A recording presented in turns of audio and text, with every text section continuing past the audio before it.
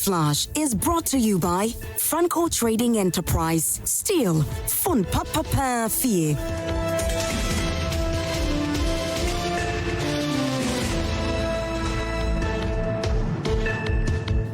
Hi there. Thank you so much for staying with us and joining us this morning here on Newsflash. If you just joined us here on the show, this is where we're going to talk about things that interest you very, very much. And of course, it is proudly brought to you by Franco Trading Enterprise. We say a big thank you to Franco Trading Enterprise. Still phones, Papa Fee. We're treating you to go into their branches and buy your gadgets from them. They have televisions, they have iPhones, Nokia, Samsungs. They've got also CCTV cameras that you can buy to monitor your homes and your offices. You can also get our television sets and, of course, air conditioners and refrigerators. You can buy them from Franco Trading Enterprise. Franco Trading Enterprise is giving you the very best of deal, and we're also giving you 40% discount on any accessory that you buy from us. This Easter celebration, we've got some very special things we're doing, promotions that we're running that you can also go there and get yourself some gadgets from us. Franco Trading Enterprise. You can find us, our branches all over the country, and you can also download the app. It's the Franco Trading app on Google Play Store. You're good to go. That's by way of having Franco Trading Enterprise in your hands. Now you can also visit our website. It's www.francotrading.com, and you can get all the updates that you need from there in terms of what you can buy from us, in terms of our branches, the numbers you can call on. You can speak to us on the numbers on your screens. Please do not pick any number on social media to talk to us. Always ensure that you're calling us on the numbers that you're seeing on your screens right now. Franco Trading Enterprise still phones Papa Fee. We're grateful to them this morning here on Newsflash. We're going to get into the front page of the newspapers to see what exactly have been reported, and then we're getting to our major issues. This morning we're taking a look at tariffs that have gone up. We're looking at electricity and water. Electricity is going up 14.75%, and we've got water also going up 4.2%. Now, we're going to be asking, is this actually measuring up to the kind of service that you're getting? Are you excited about it, or you're very agitated this morning? You can share your thought with us here on the show. And they actually gave reasons why, PURC gave reasons why they are putting this increment, but we'll be looking at the reasons they're giving, whether it's justifiable or not. You can share your thought with us here on the show. Now, Kraft faces risk of disease outbreak as AMA declares landfill sites are full. We'll be looking at that conversation also here on the show. You can send your thoughts on our WhatsApp. You can also do so on social media. We're streaming live on Facebook, so you can send your messages over there as well. Now, my guests are seated, and let me introduce them, and then I'll go on the front page of the newspapers, and then we'll get into our substantive issue. Like I said, you can send your messages to us ahead of time. We'll be reading them in a very shortly we'll be reading all of that here on the show. But my guests are seated in the studio this morning. Let me greet them. Very, very, very busy men this morning, and I can understand. Honorable. Yes. Good morning. Good morning. I hope you're good. I am fantastic. We thank God for his mercies and favors this morning. And I want to say good morning to Mr. Kantanka Safo. Am I right? Michael. Good morning to your good self and to your team and to our teaming viewers across the globe, especially those who are always linked with their suggestions through their messages. We appreciate that, and we continue to call on God to bless them. This is a fantastic morning. We are going to go into the issues of electricity and water. And, very important. Because they are the most important ingredients in man's life. And in your activities and whatever that you do, you would need light. Even the Spirit of God, light. When light is thrown into darkness, darkness vanishes, and it cannot stand the fronts and smiles of light. So for me, I think it's a very important topic that we have to delve in this morning. Very well. We ask viewers to contribute meaningfully to the discussion. Awesome. And Honorable Timothy Atabwade, I want to him is former MP Bolson North constituency representing the NDC this morning. Michael Safukantanka has joined us this morning as well, and he's a National Communications Team member, and he's also written a book that I'll be looking at it when we're done on the show. But Mike, good morning to you. How are you doing? Morning, KMJ. I'm very well, thank you. How are you doing? I'm good. It's been a minute. I'm telling you, after all that up and down campaign, man needed some rest. So yeah, it's been an interesting journey so far. Yeah, I made myself busy trying to publish my book I've been writing all these years. So awesome. Yeah, hopefully really. That's help. It says what it means, how to offer, and how to receive. We're going to be looking at this book here on the show. So this is the book Mike has written, and I think that we'll take a look at it. I hope it has nothing to do with losing the elections. Not at all, not at all. Ghanaians have made their decision, and then we are all seeing the consequences. Yeah, so hopefully... Already? Of course. I mean, we are in the downward spiral. You look at how utilities are going up already. We are not really, you can't see the direction. We are not solving the problems that we've been confronted with all these years. And, it's sad. It saddens my heart as a young person when I think about Ghana and where we are. The Ghana we're living now. Indeed. Okay, good. We'll be taking a look at that when we begin our conversation. But for the purposes of our viewers, let's look at what the newspapers are reporting, just so you're able to also grab a copy this morning and read about all the stories you can find. And we'll begin with the Ghanaian Times this morning. It says the most authoritative newspaper on the front page. The big story over there says, close down witch camps. They are symbols of societal neglect to AI. Ms. Genevieve Partington has been captured over there. She's the country director of Amnesty International Ghana, speaking on this issue of witch camps. And well, it's been a problem for a long time now, decades, and we're still continuing to see it happening at many other places. And so, yes, it's important that we put our attention to that. Leveraging AI to protect lives, building resilience for future pandemics. Page 6 has got a story on that. You can read about it in the Ghanaian Times. Auditors must exercise high professional standard to protect public purse, Professor Marty says so. President Mahama addresses Kwawu Business Forum April 19, and 4 suspected armed robbers killed in gun battle with police. That's also captured by the Ghanaian Times this morning on the back page. Living Yahweh donates 1.2 million Ghana cedis items to needy. And Accra East ECG installs new 11 kV feeder at Teshi, New England. And that's also captured by the Ghanaian Times. Away from that, the New Republic says that James Bond walks free. Legal battle looms as the AG prepares to charge looting couples. So that's also captured by the New Republic. And Dubois has been captured on the front page. Why planting for food and job failed? Eric Opoku torpedoes the NPP's propaganda boat, and trouble brews in Boko as Kusasi community pushes to oust security forces. Insider discloses. And somebody actually said, and I think I read a few of that also on social media, people saying that we should just make sure we get all the children and the old men and women over there in Boko down south, and then leave the young men there to fight. That's what and I don't know. Other also said that, the one that I also read also said that we should put curfew in that place for about 20 years.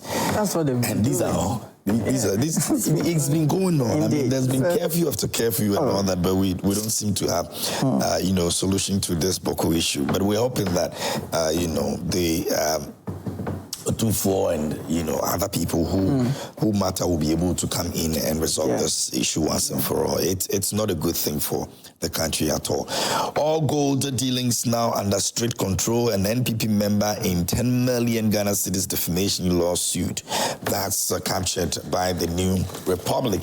The Chronicle this morning says that police dispatched 4 gun toting robbers and also stop the excuses and increase producer price price of cocoa now. Minority Caucus says so. Traditional coup in Kowu must be quelled, Forum says so. And Swali's murder suspect refused the bill again.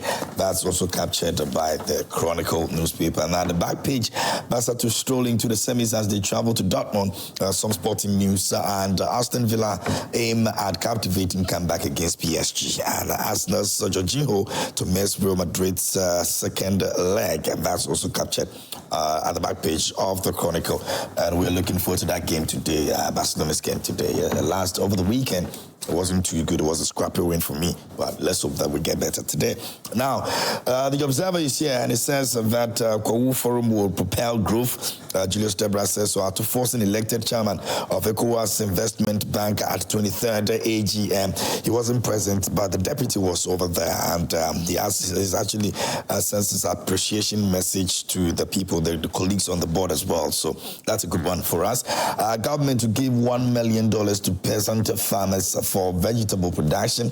Eric Opoku says so. That's the Agric Minister speaking on that. The PMMC era ends as Gold Board takes full control. That's the Ghanaian Observer. So those are the front page of the various newspapers that we have today here on the show. You can grab a copy of any of that and then read about it. But the Public Utilities Regulatory Commission, PURC, has announced an upward adjustment in the average end user tariff for electricity by 14.75% and 4.02% increase in water tariffs across the board for all categories of consumers. Now, in the statement, the Commission actually justified the decision, stating that the adjustment is in line with its quarterly tariff review mechanism as outlined in its rate-setting guidelines for the periodic adjustment of natural gas, electricity, and water tariffs.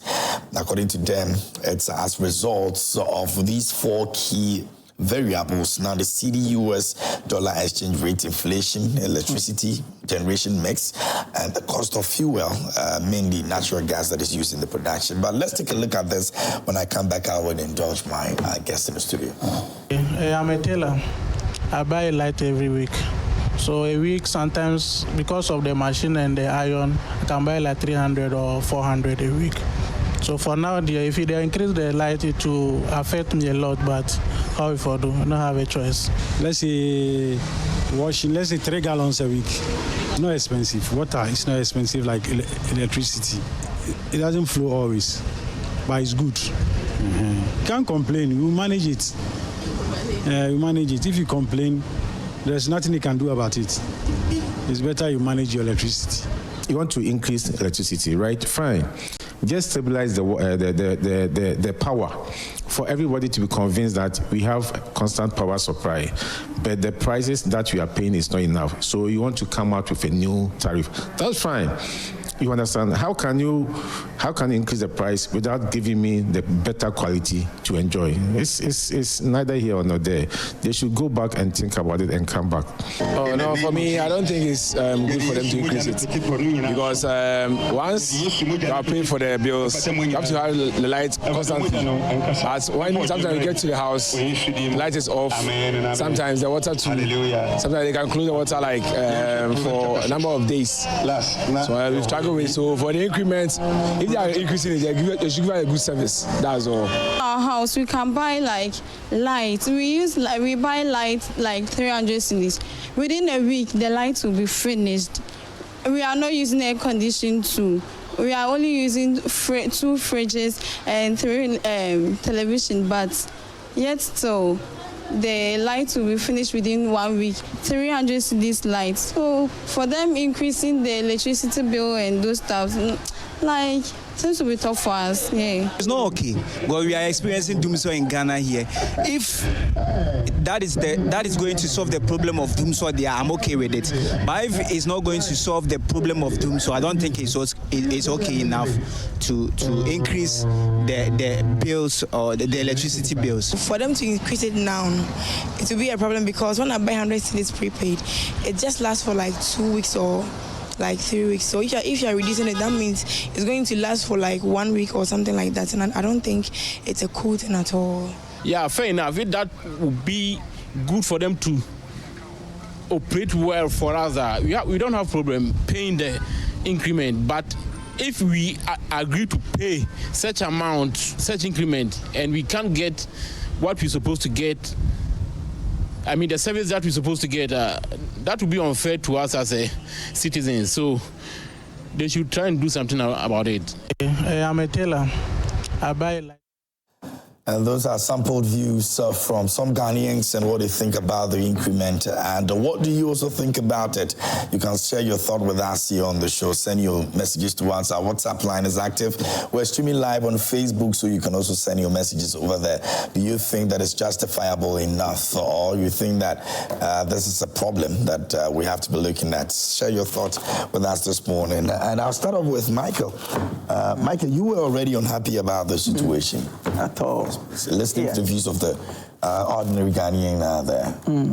Thank you, KMJ. So they've just re-echoed everything I had to say. You know, the increment, if you've noticed the statement you read, it's a response to, you know, the hardship orchestrated by the poor management of the economy, as against a response to the people, what the people need. They need quality service. We need our lights to be on.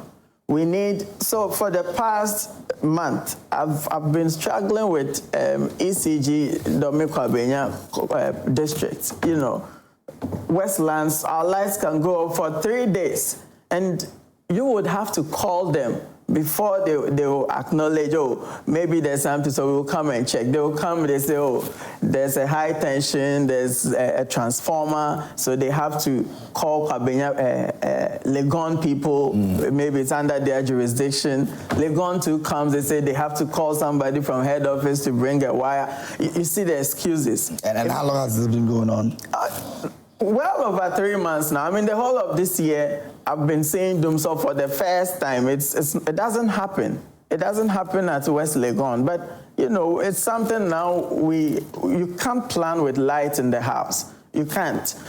Why is it so? Because, like you mentioned, there's inflationary factor. You know, we are unable to keep the currency you know, at par with the competing. But that has been the case in last year. Indeed, and that's why I have a problem with the partisan approach to things. Okay, we have to, as Ghanaians, be able to agree on acceptable way forward, how to fix the economy. Until we transform the economy, I'm wondering, what is President Mahama doing with Alan's great transformational plan he gave to him?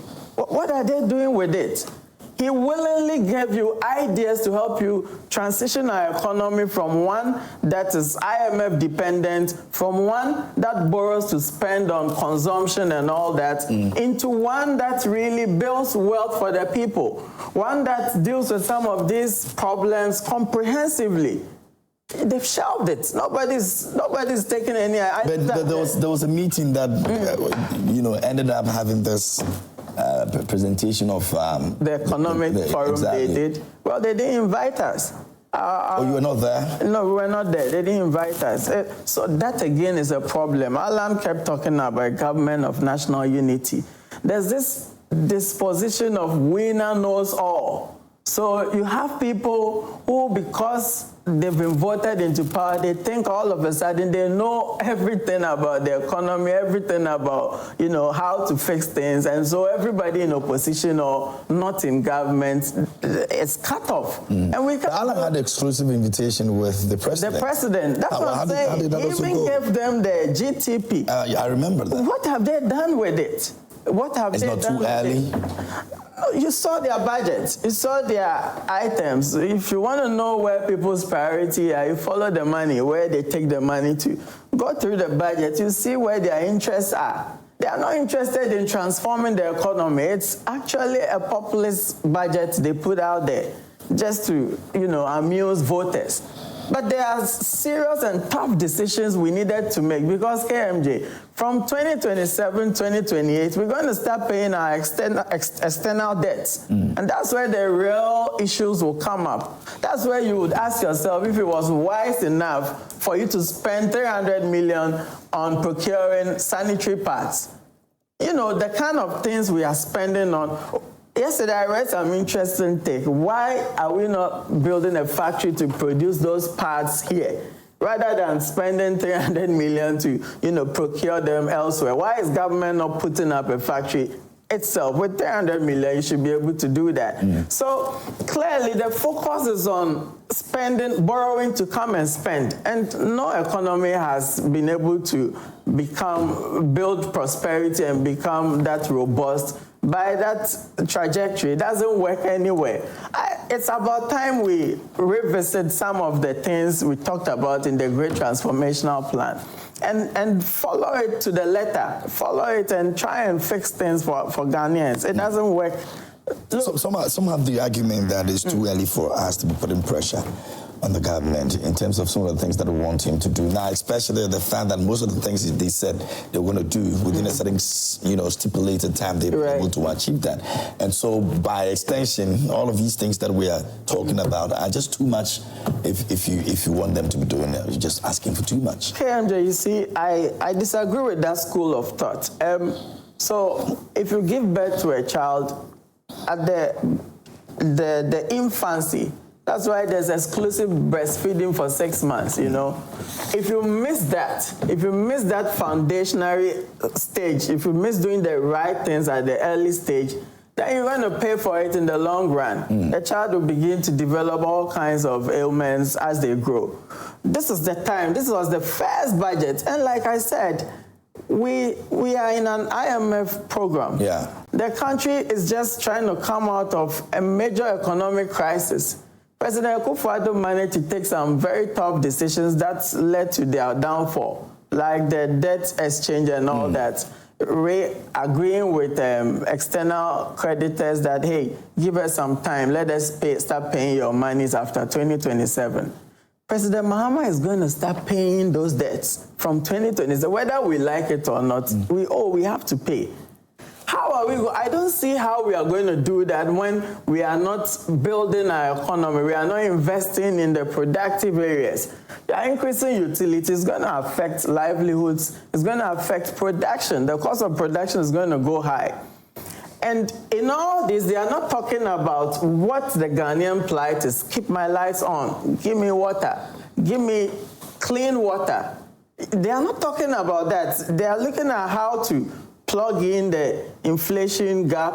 They are looking at how to, buy more fuel because fuel prices have gone high. So it's not even at the optimum level. We are looking at ground zero, how to ECG or whoever is producing the light VRA, they'll still keep their systems running. Okay. It's not about improving upon the system we have. Then we have a problem. I believe we have to be forward-looking, begin to plug in the gaps. And it started with the last budget they read, which I am so disappointed with because it's taking us nowhere. Okay. Thank you very much, Michael. Let me go to Honorable. Honorable. Yeah. Are we disappointing the people already? Once again, let me empathize with the video clip you did about the sentiments of the people on the increment in electricity. Rightly so, because like one of the interviewee that he talked about quality and sustainable energy, and that if they get quality and sustainable energy, at least they will know how to plan their lives, they will know how to plan their businesses. We empathize with them. But you see, my friend Kantanka, we are not in a downward spiral, as you indicated. There's no any shortcut to development, and there's no any magic wine to development. The transformational document you gave it to John Mahama is not mushrooms that grow overnight. So the president acknowledges that. It takes policy. It takes mobilization of resources, both human and material, to be able to put those transformational ideas, including all other people who met at the forum, the Forum for the Economic Transformation and so on. Those people who brought ideas finally encapsulated. It was captured in the budget. So that as we are going forward, we are all monitoring from policy to policy, from how we are going to fund it and so on. We have said in the budget, and the finance minister has been very clear, we are not going to accumulate arrears. That explains why if you check all the arrears, including nursing, training allowances, food supplies, have been paid. The finance minister has made it very clear. He has been able to structure the budget, say that, let me take one thing. For instance, the tax refund, the tax refund. What he has done is that previously it has been used as slush funds. That was where the cathedral and all those bogus procurements were being done. He has reduced it from the 6% to 4%, saving more than $3 billion. That can be put in other areas of development. That is what we have done, knowing very well that the pressure and the hardship the people of this country endured under the previous Nana Addo Dankwa Akufo-Addo's administration. The president has said time and again, I'm not going to blame anyone. I will fix the problem. But you see, an economy that has been orchestrated, they had a well-rehearsed agenda to maliciously destroy every sector of this economy. It will need a lot of innovative thinking to be able to cleanse the system and to bring the system at par or on an even keel for us all to benefit. If we check even pundits, those who do a lot of monitoring, they've seen that the dollar to the cedi has been stabilized for a period. Not that we've done something magic, but when confidence is built in the economy, that's why when we go for treasury, when we go for borrowed from the treasury bills, we are asking for 4 million. They give us 10 billion. Because they now have confidence. Investors have confidence. So you are asking for 4 billion, they'll give you 10 billion. We said, no, we don't want the 10 billion, we still want the 4 billion. And we send it back to them. And they are surprised. You're borrowing. Yeah, we borrow because the borrowing that was it has been matured and we have to pay them off. So in effect, government has done zero borrowing. That this is very clear, and that was why I was not happy with someone like Gideon Boako and the finance minister, the Honorable Mohamed Anta, who knew very well that we were borrowing, we were taking from the treasury to offset. So in actual fact, we didn't borrow. We didn't borrow at all. They knew this things. So for me, what is happening now is that this increment that is supposed to be done quarterly and with the IMF in these policies was that it should be done every quarter. The last quarter of the year, it was supposed to be done between 12 to 13%. This wasn't done. They only did 3% because of the elections. That was in June? That was in September last year. Okay. They did only 3%. Now that 3% accumulated a debt of 976 million. End of the year. That was a debt we had to carry ahead. When we came to the first quarter of this year, it could not be done because the PURC had not been put in place, cumulative for 2 quarters and so on. Check this. If you use partisan politics to manage the energy sector, it will expose you. So these were cumulative things. Now it has come to, and if government were supposed to implement the full 10 to have even gone more than 14%, we empathize because we said that, look, we are not going to burden the people already who are having a burdensome challenge of taking care of their bills. That is why when we came, some taxes like the e-levy, that was an unnecessary obstructing business expansion and so on was cleared. We say we'll clear. The winnings on betting tax, we clear them. We clear so many taxes. And we are moving forward. We said that the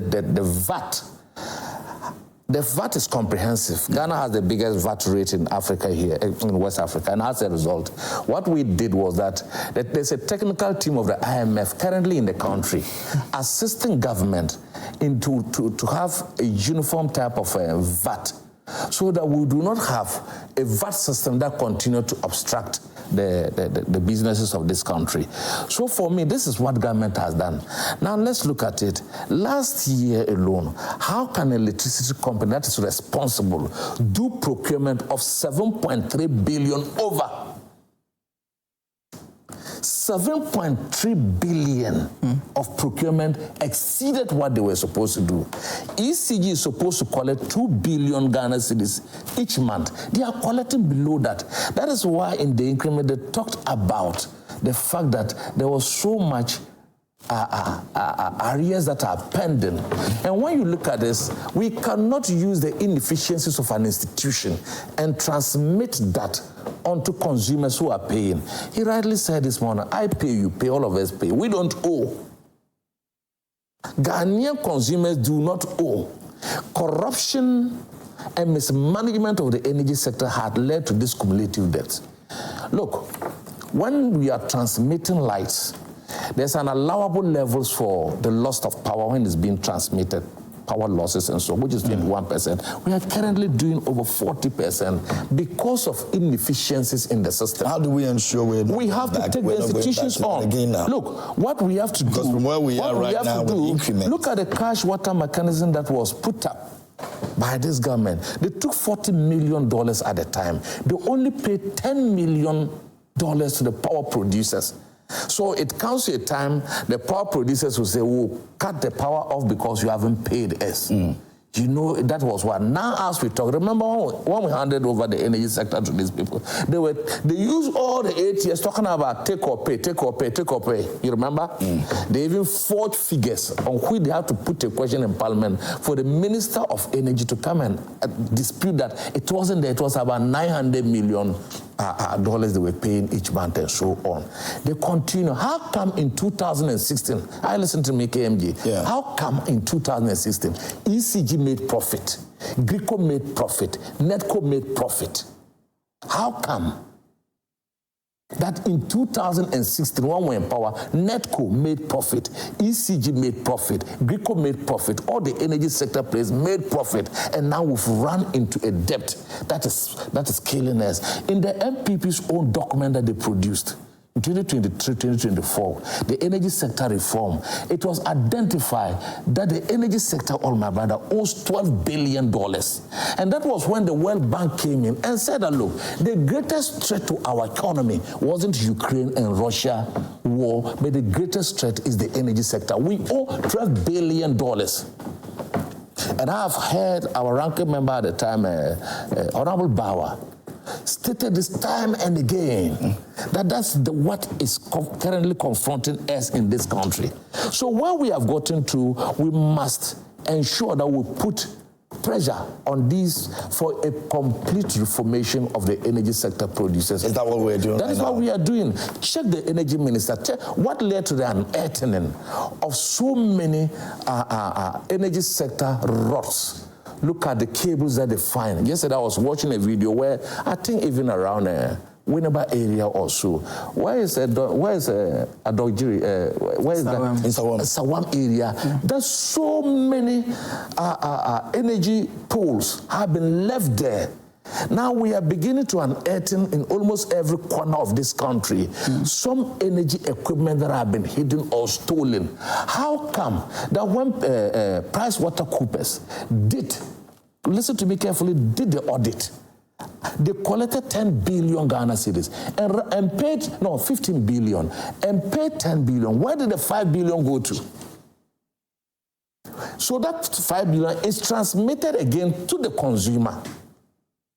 You collected revenue, 15 billion, and you paid only 10 billion, and 5 billion, where is it? I didn't do the audit, neither did the Auditor General did. It was PricewaterhouseCoopers when they asked to do the forensic audit. These are the rots at the energy sector, and we must confront it frontally because it's an area like my brother. We are not playing politics with it. We have done it before. We have been in power before. We said that at the time that there was doom, so Mama said he would fix it, and did indeed fix it. When they came, what was it? Look, we were at our time, the total coverage of electricity in this country was over 75 to 80%. When they came, they only added just a poultry coverage. Everything everything about the energy sector has been run down. It was take or pay, sing song they were doing at that time. They never but they believe that they sustained the electricity more than you did. You thought they sustained the electricity. Look at when we took over power. Look at what happened. You have even failed to procure the necessary fuels that we needed to run for those. But we had to do a turnaround and mobilize over $200 million. When even the transition had not ended, we needed to do that. They deliberately allow it, and even in the transition document, they did not state that. We had to do, and that was why the Minister for Energy and then the Attorney General were immediately sworn in, because they needed to do these things immediately. You run the energy sector as if you are enemies to the state. You run the energy sector as if you are not bothered what time, because you can buy energy for yourself. But that is not a problem, because we say we'll fix it. Several times the Minister for Energy has said on the floor of Parliament that these are but I will fix it. The President said he will fix it. He has given full backing and mandate. It is sad that for so many years it's back and forth. Anytime we build, the reserves are the energy. Now we have grown into the energy sector. My brother was talking about the tripping. It's not doom, so it's tripped, as explained by the energy. It's not had like for 3 days continuously. No, that's what I'm saying. That is what I'm saying, that I empathize with him, with those trips, because we have grown into it. We've grown into the take or pay that we're talking. Now we now need to even do more. We are also transmitting to our neighbors. And look, it has always been that our energy tariffs out there within the West African South are higher. But those countries that are buying from us know that our energy sector is stable and of quality. So that's why, even though with the little higher levels of our tariffs, Burkina Faso, Benin, Ivory Coast continue to buy from us because of that. So for me, like I said initially, this is a government that has reduced its appointees, that is bent on reducing the amount of money that goes into the bureaucracy or running a government. President Mahama promised 60 members of parliament. We are currently running below. He has promised that he will reduce the presidential staffers, including all government agencies, are under reset now. Every day, look at the revelations that are coming from East. Tell me one government agency that has made profit. Tell me one government agency that is not indebted. Look at this thing that was stopped by the water company. I had to go there to ask the what do you call it? The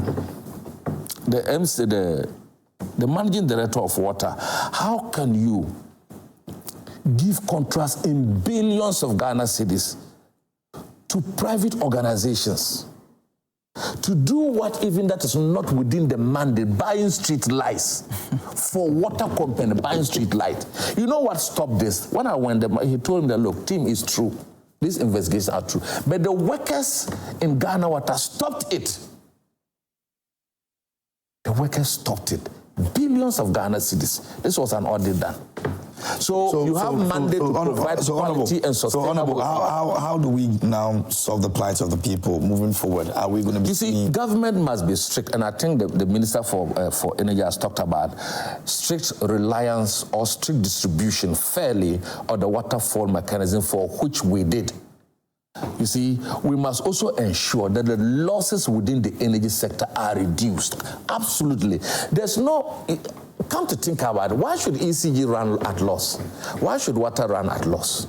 If not for the stealing, the wastage, and the inefficiency, we must reduce inefficiency and ensure that we clear all those things. We must ensure, for me, that was why I want to talk about some level of privatization in the collection of the bills.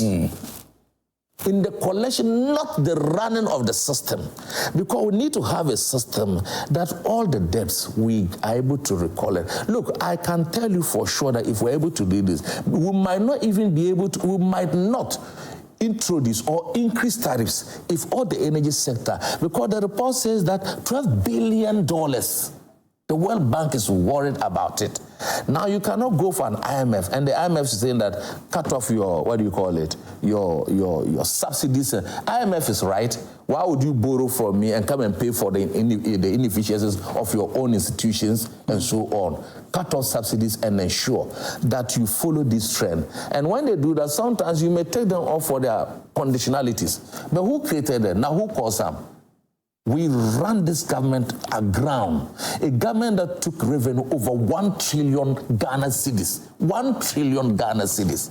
Look at our roads. I've often said that, look, drivers are prepared, and all of us plying the road, be it commercial or private, are prepared to pay roads that are properly constructed, that are of quality, and pay tolls, than not to pay tolls, and they are running on rough roads, their vehicles are broken down, the cost of running, the cost of everything, the delay in coming to office and so on. When you quantify those waste into proper currency, you find out that a lot has been wasted. And I think that the research that we are doing, we acknowledge that the 14.5, is that it? Or is it point? Yes, 7.75. Is something that is beyond young people who are into businesses and so on. We equally acknowledge that this will eat into, because you cannot reduce taxes in terms of its effect or its impact. But this is the engine. We can't do anything. Look, if we don't tackle the issues frontally now, as we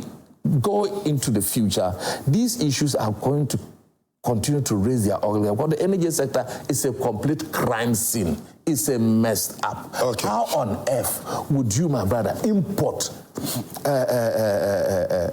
cables? These cables are customized because no private institution import those things, and they are brought. And then you say you cannot. You don't have money to clear. Then you pay for one container, 160,000 Ghana cedis for a private man to clear. You don't have money to clear this. Then give it to KMG. Then you pay KMG to clear it. Why do we do that? Recycle. The things are sent back to the manufacturers. They melt them, send it back to us. We continue to do that. Then you pass this inefficiency and corruption to innocent customers like you and I. I buy light all the time. The other day we even slept. We did not, it wasn't because, I think it was on Sunday, it wasn't because there were lights off in our place. But our units cut us off because it got finished. You understand? So we had to sleep in darkness and so on until yesterday that we went and then. And I think that ECG should begin making things easier for customers. Recently they started distributing some meters. They withheld because customers complained that they were running like Usain Bolt. And so, I had a similar experience with that. So why should you bring such things and foist on the people of this country? Was the Ghana Standards Authority certified those meters? Did they certify them? By the Energy Sector Commission certification, did they get that? When we are importing these things, we should not be thinking of the cutthroat profits we make at the expense of the people of this country and at the expense of the nation. How come you've stopped?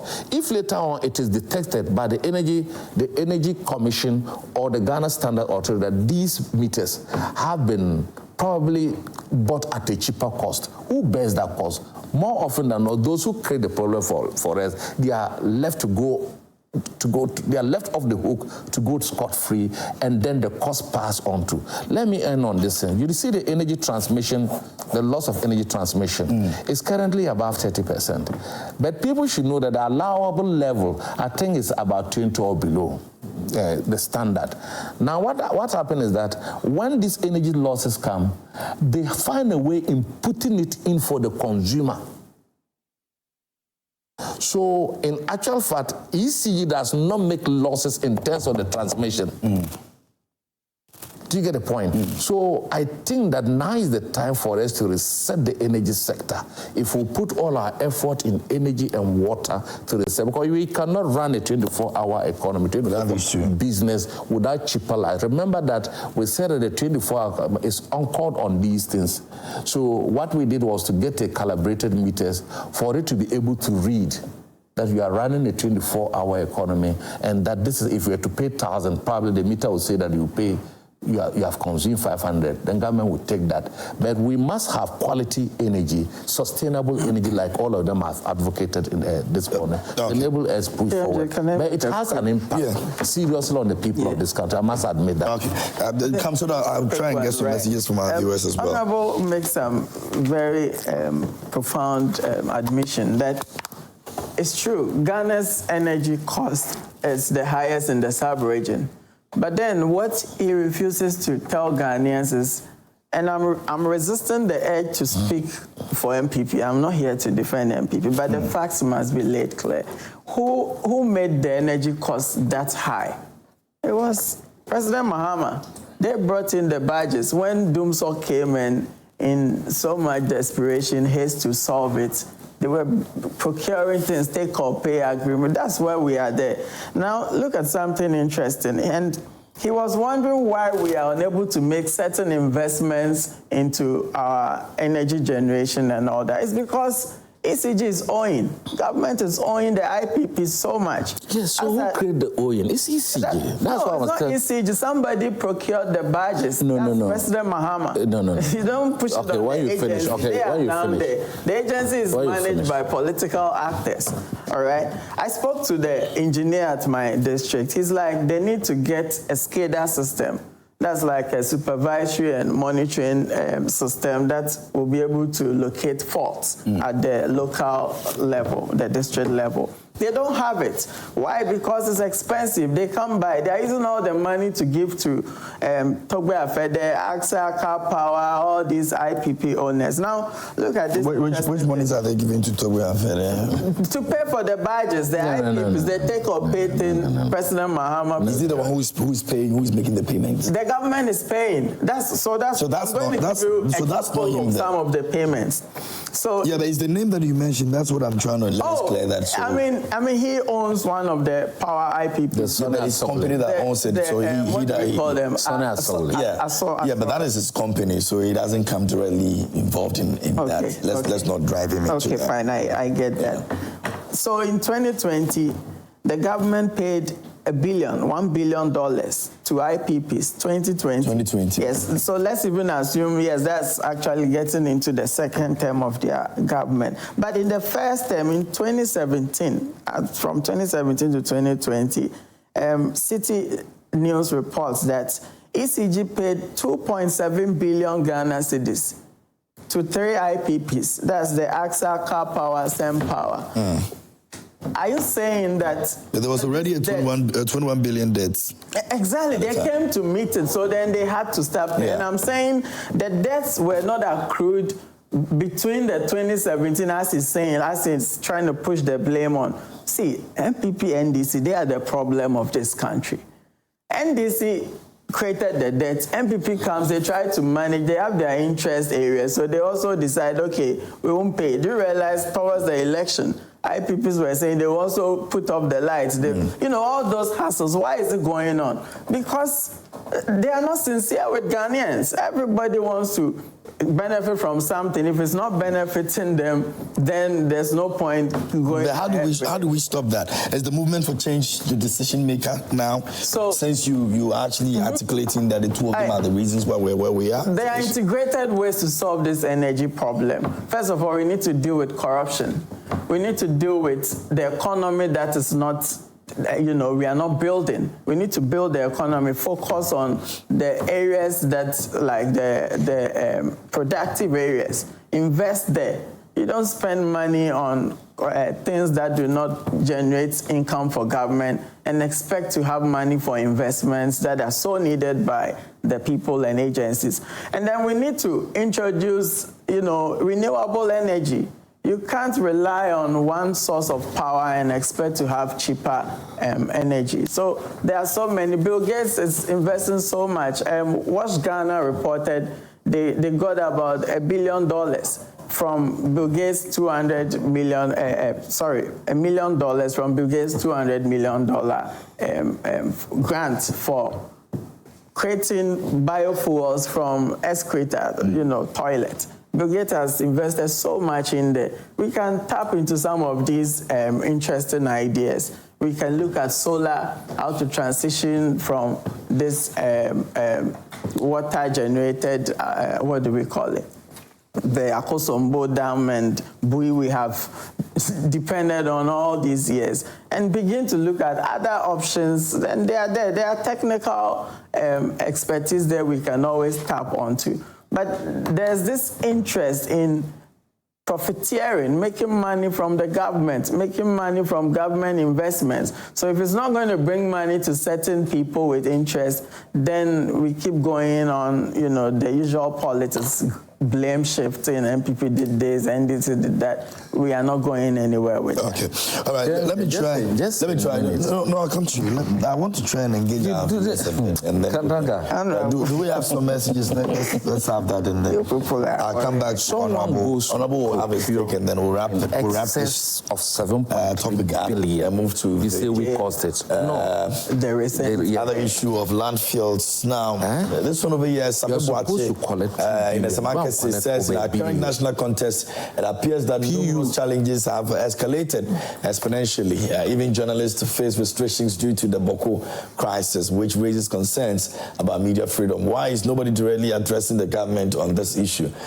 Furthermore, electricity and water bills have surged, contradicting the campaign promises to drastically reduce electricity prices and promote the 24-hour economy. Instead, we witness widespread galamsey activities perpetrated by party supporters, and the country's reputation suffers as a cocaine hub and money laundering state. What does resetting entail? Mahama, stop galamsey now.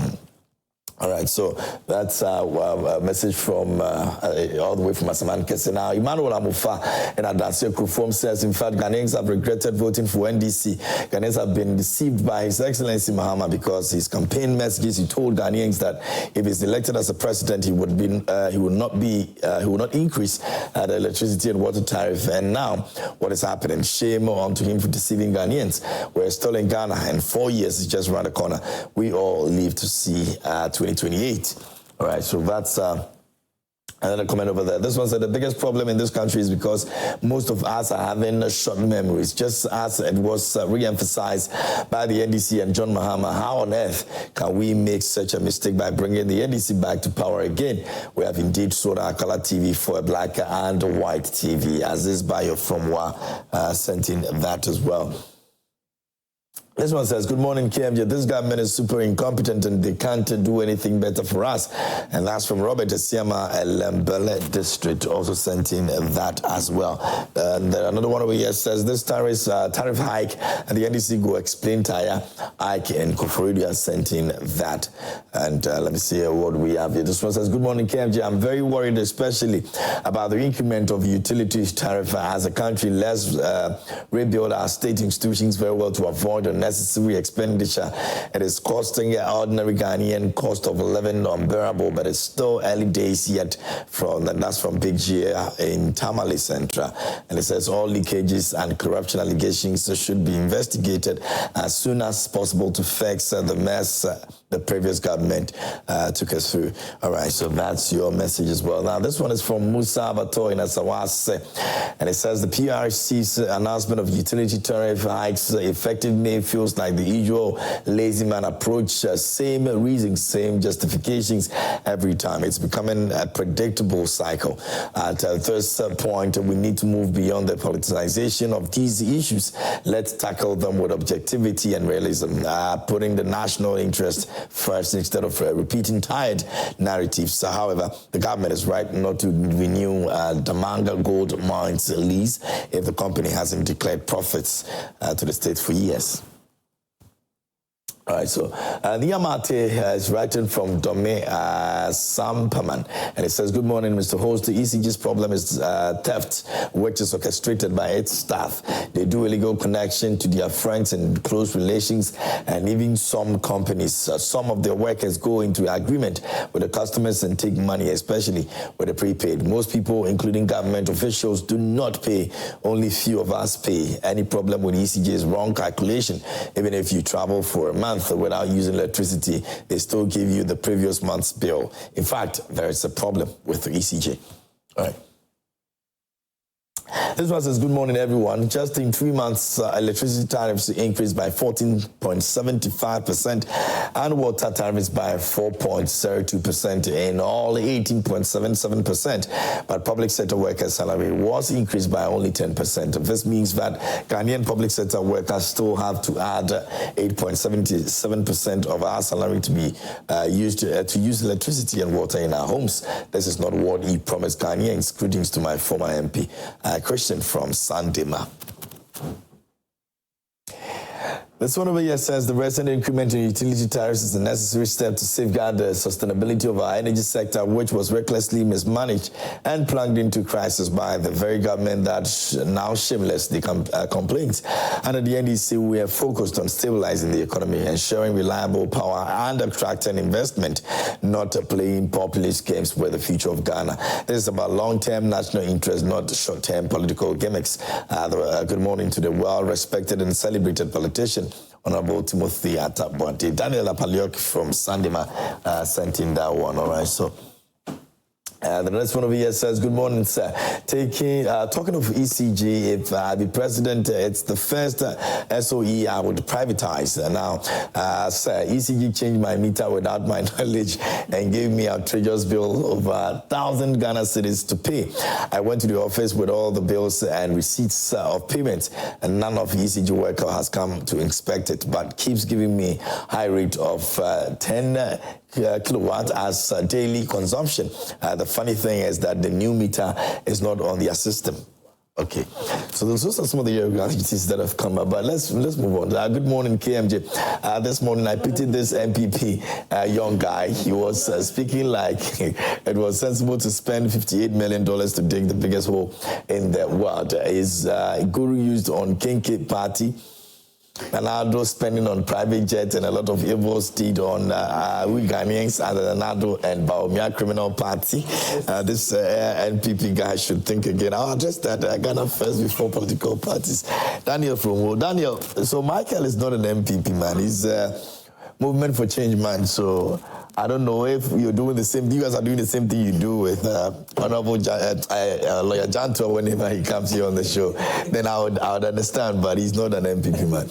When you increase the tariffs or increase salaries and allow the city to depreciate or lose value, then you are at the same point or even worse, Mr. Amin. Okay, so that's some of the messages that you've sent to us, and I'm sure these are ones from our Facebook streaming platform. You can also go there. We're streaming live over there, so you can go there and share your thought with us here on the show. WhatsApp line is also active. I'll be getting some of the messages from there as we progress here on the show. Honorable, do a quick one for me, and let's move on to the next topic. You see, Mr. Kantanka, you are necessarily dragging us into a problem that was deliberately orchestrated and maliciously done at the energy sector. When we were going, we left ESLA. ESLA was what? Energy sector levy to clear all the legacy debts with sunset clauses. What happened? When they came, they used ESLA to go and then borrow. Now, ESLA alone yielded over 30 billion, my brother. 30 billion, over 30 billion. It's even over 40 billion, ESLA alone. What was that money used for? And when you look at after that, they did not even extend electricity. They extended about 4 to 5% to cover the country. After 30 billion. In any case, the ECG have gone to do over procurement of 7.3 billion. Is that the NDC matter? The ECG is supposed to collect an amount of 2 billion each month. They collect less than that. Is that an NDC matter? The PricewaterhouseCoopers did the audit and found out that they collected 15 billion Ghana cedis and paid only 10 billion. Is that an NDC matter? Were we in power? The president, Nana Addo Dankwa Akufo-Addo himself, telling them to stick to the what do you call it? The cash waterfall mechanism. They collected 40 billion to pay power sector produce. They ended up giving them only 10 billion. Now, who calls them? Is it NDC that was in power? When we are tackling these things, it's not about because it's been a recurring event. Because we want to procure take or pay. One of the take or pay that they talk so much about, when the government came, what they do? They went and padded $800 million and carry it to Kumasi. That's the Ameri deal, the Ameri power. How does the government run things recklessly like that in turn? When we're leaving power, we left for them sinking fund 2 oil fields. They never had one oil field. We built that trouble. Yes, we built that trouble gas in order for us to use the gas to plant this thing. And Ghana's energy is an energy mixed, my brother. We do thermal, we do hydro, we do the solar energy. It's an energy mix. So when you bring in this energy mix... The volumes. The volumes. Yes, the volumes were what we did, and we're saying that we're doing take or pay. Today, we need even more take or pay. And when they brought in those agreements, they still added clauses of take or pay. When they went to renew the contract with this power pool, they still added take or pay. Why didn't they expunge it? Why didn't they? Jinapor said this now until we won power. That they were take or pay clauses. He raised it on the floor of Parliament. So for me, it's a government that deliberated. Look at the energy sector rot. Who on earth can preside that? Look at PDS. The PDS was brought in. Look at the amount of money we lost from the Millennium Challenge Compact. But PDS is an NDC deal. No. MPP inherited it. That's so if you inherit a deal that is bad, do you continue with it? And go and No, he didn't. They cancelled it because they didn't have. He didn't cancel. No. It was a bank guarantee that he changed to. Have it. Please get your facts right. The PDS was the company was to bring a bank guarantee bank, and they changed it to an insurance. This thing, they manipulated, and that's why we kept this thing. We've discussed it time and again. I don't need to regurgitate the things. We've discussed, and we even mentioned Bawumia that it was he who changed it. And today you are saying that no, they didn't come with it. Please, it's not about politics. You brought it, and I'm just regurgitating these things to put this in perspective. Because when I talked, you told me, how can we resolve the matter?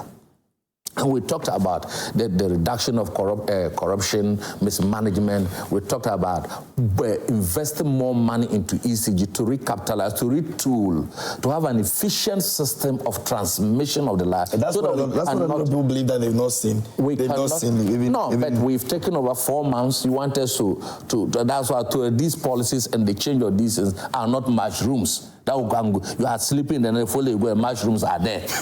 They take a lot of investments to be able to get these things done. You understand? So where we are going, are we on the right trajectory? Are we building the reserves again? No. Are we reducing costs? No. Are we reducing mismanagement? No. Are we ensuring that effectiveness, what do you call it? Because these are the things we should be looking at. Because, Honorable, in the next 6 months, we wouldn't be having this conversation again. We will not be having, because by the next 6 months, we'll be getting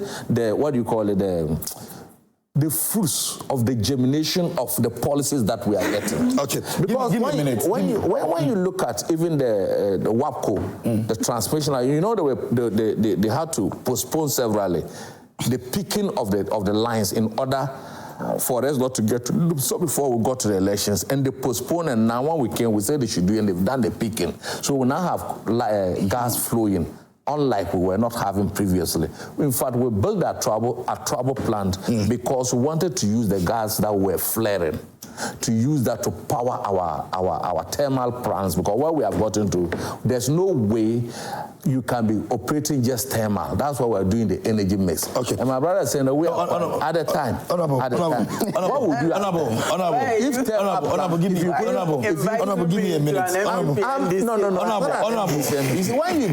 a minute. Honorable, I'll come to you. Give me a minute. Let me go to Martina Bogri. It's in regards to this conversation. Now we understand that in the Northern region, there has been some illegal connections that is going on there, and it's been very rampant. Now, Martina has got some updates on that for us. Martina, good morning. Good morning. I hope you're good. I'm good. How about you? I'm very well. Thanks for asking, and thanks for joining us this morning here on the show. What's the situation in the north? So there's the issue of illegal connection, which NEDCO says is being widespread in the northern region. So yesterday, the Minister for Energy and Green Transition was in the region to tour some facilities being built by NEDCO, and also to meet with stakeholders on this subject matter of illegal connection. He says that of all the losses that NEDCO has, which is 50% of that is coming from the northern sector.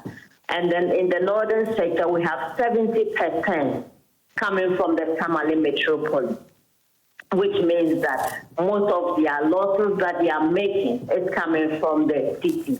Now, just after the minister left yesterday, there was the uncovering of an illegal connection, NEDCO says, is sophisticated than the very common ones they see every day. Last week, they found that some people had buried cables at the long tapping power.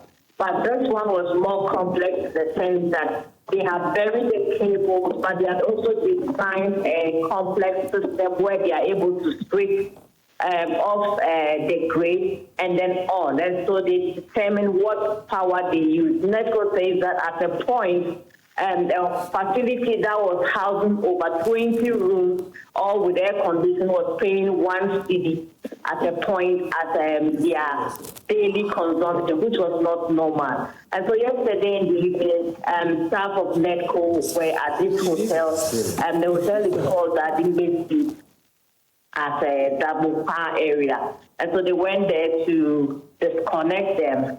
And we are told that they've reported the matter to the police. They believe that the police will proceed with the necessary investigations that they need to do. They say to walk us through the costs that they would have incurred tapping power illegally. So is this building we're talking about a private owned or it's for commercial use? Is it an office for commercial use or what? Yes, so it's a hotel with several suites. That's for a private business person, but they were stealing power and running it. And they were paying 1 cedi a day, a week? So according to the NATO staff, what happened was that they noticed sometimes they'll buy just 500. And out of even the 500, they'll be using just 1 cedi a day, which was not a usual trend because these properties are consuming so much. Now, this is how they said they were able to detect that they have a dedicated line, and the power that was drawing from the transmitter to that line was heavy, but yet the consumption at the last end was very little. So they suspected that something was bizarre. And that's how come they traced to the police, and then having monitored them for several weeks, they decided to sue on yesterday and they caught them. Now, what are some of the contributing factors in terms of these connections? Is it because the people cannot pay the money that they are supposed to be paying as tariffs, or is the ECG people who are involved in this, did they find anything? It's a mix, Some genuinely are unable to pay, but some are also deliberately, because I don't know why somebody can power and air condition his room all day when he's not even around. And the place is just, the power is just wasted because the person wants to come in and the room is still cold. So this is a deliberate thing that somebody is doing. And why would you start a facility you can't run? You are let to steal power. Now you steal this power and you produce, yet you will sell it at the price that everybody is selling. This is not a fair deal. But genuinely, yes, we have some people who probably will not be able to buy power because they have had issues with their meter, and so they've done a bypass. We have those ones too, but largely, most of them do it deliberately. So this hotel, have they been arrested, or is the owner aware? Have they been able to lay hands on anybody that they can account for this? So yesterday when we went there, we met the manager. The hotel owner had waited. NEDCO had not arrived yet, and he left. But we are told that they had gone to report themselves at the police station after NEDCO laid a complaint at the police station. How long is this exercise going to continue? Is this something that we're going to be seeing happen quite often, or is just one of those things that we'll just do and then that'll be it? So this exercise started, I think 2 years ago, where once in a while they would spread out into communities to check for illegal connections and also raise revenue. But there were instances they were attacked. I mean, some people were sent together, some in the front. So there was a fall, but they done it in but we are still going to be another spot because yesterday the Northern Regional Minister was asking for time for them to have a better consultation. So it means that they will have to suspend now while we go before it can begin the exercise at the end of the month. Okay, Martina, we're grateful this morning for your time here and giving us update on what is happening in the Northern Region as well. Thank you so much. You're welcome. Great, and that's my colleague, correspondent in the Northern Region, Martina Bugri, speaking to us on illegal connections with regards to what has been going on in the Northern Region, and it looks like nowhere cool at all. Gentlemen, we'll have to move on to our next just a quick one on that. This is very important and a reason why we should introduce systems. If you leave monitoring at the local level, the district level, to your engineers, ACG operatives, then you have some of these issues going on. But we need to introduce systems. The engineer has mentioned the SCADA system. I think government should look at it, introduce it at the district level, no matter the cost, because it's going to save us a lot of, what we're seeing right now. Okay, Honorable, let's move on to our next topic. I think you've exhausted your time on that issue as well. So we are at risk of disease outbreak. AMA actually has declared landfills are very sites are all full, and so it means that we have a lot to do as a country. We are not able to actually recycle most of these, when we gather them, and it comes back to us as disease, unfortunately. What do we do? It's still 3 months in office. Yeah. Can't do anything about this? I think certainly, once you take over the governance of you take over both liabilities and all the challenges that are involved in it, we would have to look at the cause of some of these issues, why the sanitation institutions, both private and public, are not able to manage their landfills. And an issue of a landfill, there's a technical way of managing it, for which I think a big company like Zoom Lion that has been in the forefront. So much government. Have we been able to make the progress we want to see? That is what I'm saying. I think that we've not been able to. I think we've not been able to, because it seems that we are overwhelmed with the insanitary conditions around us. We are not able to properly dispose of waste. We are not able to collect the waste as it should be done. Waste is something that can be done 24 hourly. And that is one area for which I know with the full implementation of our 24-hour economy, we are going to concept, because in other areas you see the night workers doing sanitary work and so on. The disposition, the disposal, and the collection itself is a major issue. How do we equally turn this waste into a resource for this country? If you look at those who have invested in the sanitation and then the waste collection, they are just making big money, and they'll come and tell us theories of the fact that there's money in it. But how is it properly being disposed? Waste in itself has its challenges, but we can glean energy from waste. We can glean compost manure and other assets from waste that we can turn them into very important production in this country.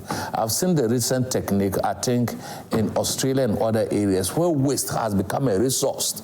And I've also seen other investors who want to come into this country and then buy waste and turn it into energy. That dovetails into the energy mix we are talking about. It equally dovetails into the realignment of the energy sector minister. And I think it's a multifaceted issue. It should not just be the Ministry of, now we've brought it under the Ministry of Local Government. It should not be an issue of just local government. The Ministry of Energy will have to come in, because waste in itself can be turned. That is part of the green transition into energy production.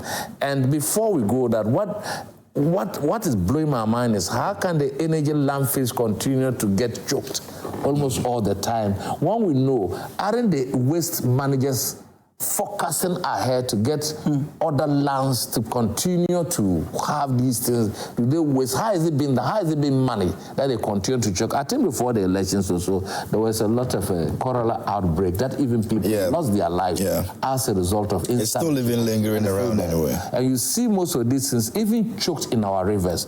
in our gutters and so on, preventing the flow of water.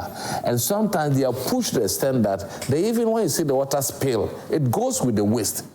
It destroys people's properties and so on. And for me, it has become an issue that I think that this government, under the able leadership of the should be able to surmount it. And it's going to be done. I think most of the challenge has been even the payment of the contractors involved in the energy, in the waste sector. In my church, there's a young man that came to me and told me that there are a group of waste collectors. I think those who use this smaller, like Boboya and so on, they are doing a lot. And I think government must empower them by assisting them acquire some equipment that they need. They told them that if they are able to be assisted and then they acquire those materials, they'll be able to do a lot or to expand their work and so on. And I think that we should have an innovative ways of ensuring that waste is completely cleared, especially in our cities. I keep saying one thing. I said that, look, private companies like Zoom Lion should concentrate most in the cities. I don't see why in my village there should be a Zoom Lion worker there. When barely there's waste to be disposed there. When barely there's waste, you go to villages that the district assemblies can employ these sanitary workers and pay them better to be able to work. If we look at other reports by Manasseh Azuri and Co. about how a company can take so much from government and pay our mothers, our sisters, our brothers who are risking their lives. Sometimes when you are coming at 5 a.m., they are cleaning the streets and so on at the peril of their life because any careless driver can run into them. At the end of the day, their monies do not even come as expected. They accumulate sometimes over years and so much. I think the policy on sanitation should be reviewed properly. We must have a way of dealing it. It is not just waste, but it's also a resource. So we can get the resource aspect of it and turn it around, and then we'll make even bigger money from it to sponsor it. And especially our monitoring where the waste can be turned into energy. So I think it's an area the Minister for Energy should encourage people with the technology and the know-how to be able to turn waste into energy, to also extract compost from it, to be able to do a lot of our farm produce with compost. Because when you look at it, the organic products are the way to go across the world and so on. So you find out an organic chicken is costly more than a big fat poultry chicken and so on. So for me, it's a worry. Okay. And district assemblies and metropolitan assemblies must be part and parcel of this waste collection. And all of us, look, sometimes you go like your pictures are showing, you go and then a waste bin is there. And it's there for days. Then it will begin to ferment. It will begin to get rotten. You see flies all over around. And when you're even passing, the flies are following and so on. Very well. It's not good situation that we have. Okay. So in relation to this, and I think I chanced on this a couple of days ago, and I've tried to pull it up. So maybe I'll just read a few of what has been put over here, and then I'll take your view on that. Now, this was put together by A-Plans on his page, and it has to do with the sanitation system in the country. And it said that not long ago, a closed-door meeting was held involving selected media houses and civil society organizations. The goal to craft a coordinated media agenda to justify an increase in the sanitation and pollution levy. Now, I'm going to be jumping on some of the things that is wrote so that I can look at the specifics. Now, it says, but here's the truth. The sanitation and pollution levy was introduced in 2021 with a promise to fix Ghana's sanitation problems. It imposes a 10 pesewa charge per litre of petrol and diesel consumed. That since then, fuel consumption in Ghana has generated huge revenues under this levy. In 2021, we have 264 million Ghana cedis. In 2022, approximately 4.7 billion litres, which actually was about 470 million Ghana cedis. Now, in 2023, approximately 5.5 billion litres gave us 550 million Ghana cedis. And in 2024, approximately 6.46 billion litres gave us 646 million Ghana cedis. The total revenue that was generated for this levy was 1.9 1.3 billion as of 2021 to 2024. So he comes back and then he says that the people of Ghana no longer are asleep. If we're truly committed to fixing the sanitation crisis, then the solution lies in the decentralized waste management system, one that empowers local governments, just like Honorable mentioned, and communities to take charge of their environment. And he says that there's no reason for Zoom Lion or any other collection body to be doing this job in places where the people there can actually take charge. I mean, in essence, he's trying to actually echo what Honorable has just said. So I think almost everybody understands that this is the way we need to go with this. But why are we not able to actually implement it? Thank you, KMJ. So every morning I wake up, I empty my bin into the bigger bin. I ask myself, so these guys picking it, where are they taking it to? The landfills, obviously, where it's full now. Exactly. So I believe the consciousness, every Ghanaian should begin to ask themselves, where are they taking it to? When we do that, then the focus becomes the landfills, like you said. And then we begin to ask ourselves, what are they doing with the landfills after we deposit them there? Because you don't want a situation where, like you're saying, it rains and it floods back into our neighborhood. Brings the disease back to us again. All kinds of, hazards here and there. But why is it so? It's because people want to make profits rather than solving problems for the Ghanaian people. You have, it looks like we don't have a direction. Seriously, what is our policy direction on waste management? I doubt we do have one, because it's been left in the hands of private people who are making monies, and then they pay percentages to the government officials, upstream. Then we are not going anywhere. I believe we have to empower, like you're saying, the local actors, local governments. We have the system there, the structures are there. If we have to bring back these town council people who used to man these dirty areas, filth and all that, maybe we need to re-empower them, the local government, the district assemblies, to do this. And why are we paying lip service to renewable energy? There's so much we can do with the waste. There's so much. We can produce electricity. We can produce, like Honorable is saying, fertilizers and all that. We can produce household amenities. Why are we not utilizing them? Why? I don't understand. Who is thinking for Ghana? What are we doing with this huge resource? We allow A+, you mentioned, sang a song. I love that song. In the line it says, in a land of plenty, the food is tasty. Africa, where I want to be. I love that. So when I listen to it, it ministers to me. I ask myself, who is thinking for Ghana? What is going on? We have everything yet. You go abroad, you see this bottle here, you can deposit it and get money from it. It's an incentive for people to, separate plastics from all other waste so that they go and burn it, use it for chairs, all kinds of things. What are we doing? KMJ, we need to redefine what we want as a people. Otherwise, the things that are meant to benefit us will kill us. Gold, we are sitting on gold, 7 gold belts, but we are fighting over scratching of the surface, the alluvial mine and Galamsey. Which is even killing us. It's killing us, polluting our water. These are resources that could be harnessed intelligently, with technical expertise. We all benefit from it. But who is thinking for this country? I leave that to our conscience. Is President Mahama not going to be doing that? You don't see anything of... The way they are politicizing things, seriously, I'm managing my expectations with President Mahama. Seriously, it looks like it's the same order, the same playbook they all use. And I don't expect much from them, sadly. Okay. All right, very well. We've got about 3 minutes. Using the same what do you call playbook. Playbook. That's what you are doing. Why? No, why? Because, look, we've said it time and again. Look, over $41 million was given for the desilting of Honorable. Huh? Where did we find the money? Yes, so honorable, if we're not able to make progress with that, what is the NDC doing about it? That's we all know what like I told you, it's a multifaceted. It's no more like sanitation alone. Go and throw the baller. The baller is a resource now.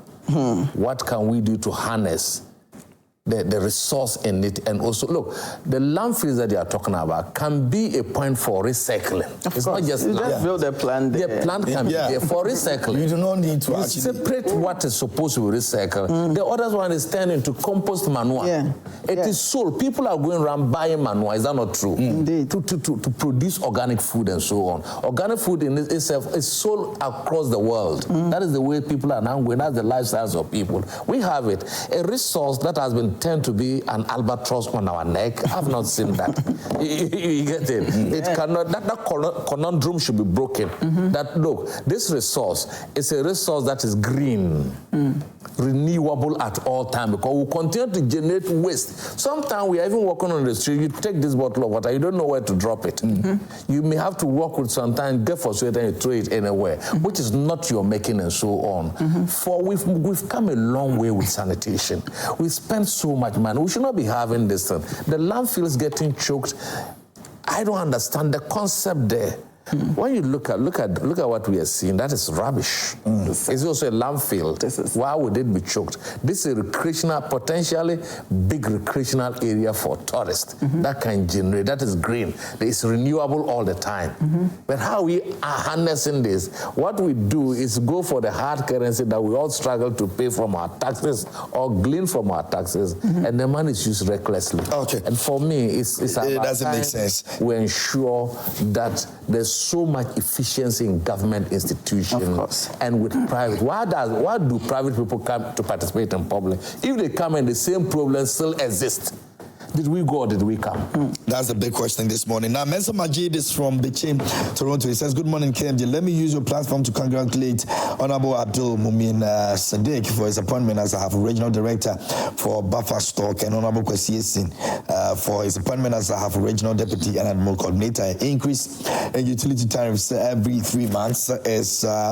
part of the IMF conditionalities were negotiated by the previous government, and very soon we will go out of the IMF and all these things will stop. Ghana is in safe hands, and resetting the country is on course. My regards to Honorable Charles Akwesi Essiedu, the Workaholic MP for Tano South constituency. Now, before we go, Michael has this book. It's called It's a Help, what it means, how to offer, how to receive. And Mike, tell us a bit about this book and where we can get it.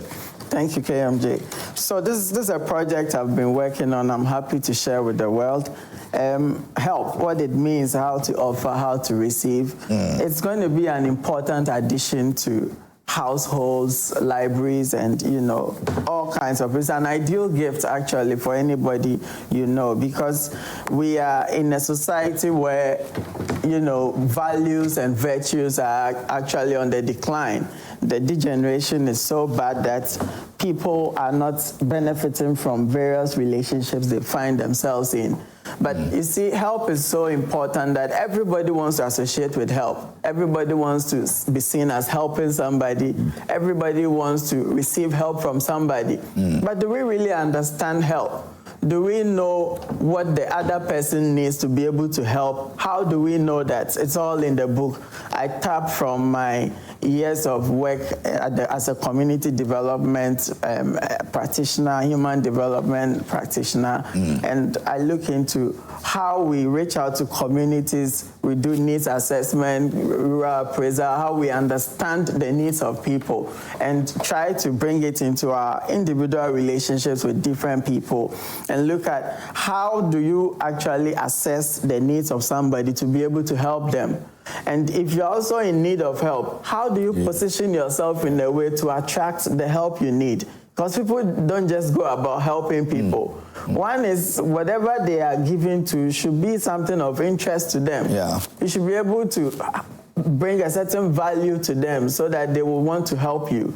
You should be able to, we have a generation where young people do not want to serve. Everybody wants to be a boss on their own. Everybody is in a mad rush to be independent of the other. It's not it. We need to get back to these ingredients that knit our society together. And I believe it's a timely one, given the world and where we are going now. I speak about, very pertinent issues, very fundamental issues to human relations. Okay. I believe it's very important. It's a must read, by the way, so make sure that you grab a copy. Yeah, Where you can they get grab it where at can they get the it? Airport Shell Bookshop. Okay. You go online, booknook.store is there. EPP Bookshop has it. Kingdom Bookshop has it. And then Transform Me Bookshop at Hatchu, they also have it. You know. All right. We launch it on Friday. Oh, just this Friday? Yeah, Good Friday, the evening of the Good Friday at AH Hotel. Awesome. Right, make sure you grab a copy of this help and how to what it means, how to offer. So you may as well to grab this for me. This is a red pen. If you have a black pen, you can do that. Some people are now advocating for the nuclear family.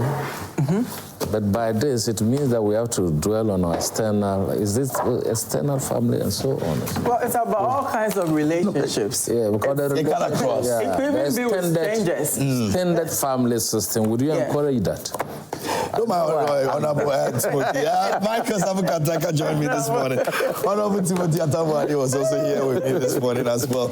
And I would like to say a big thank you to Franco Trading Enterprise. Still, for Papa Pafia, please call them and make sure that you grab a gadget from them this morning as you go about your daily activities. If you need to replace your refrigerators, your televisions, your CCTV cameras, you want to buy new ones. And of course, if you want phones, it's the place that you have to go. They've got the best quality that you can ever get, and customer service is top notch. So please do well and drop by their branches and pick something from there.